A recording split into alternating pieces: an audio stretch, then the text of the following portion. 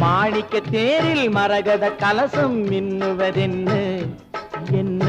மன்னன் முகம் கனவில் வந்தது, மஞ்சள் நதி உடலில் வந்தது. ராணி உந்தன் மேனி என்ன? ராஜவீதி தோற்றம் தானோ? ராணி உந்தன் மேனி என்ன? ராஜவீதி தோற்றம் தானோ? கேள்வி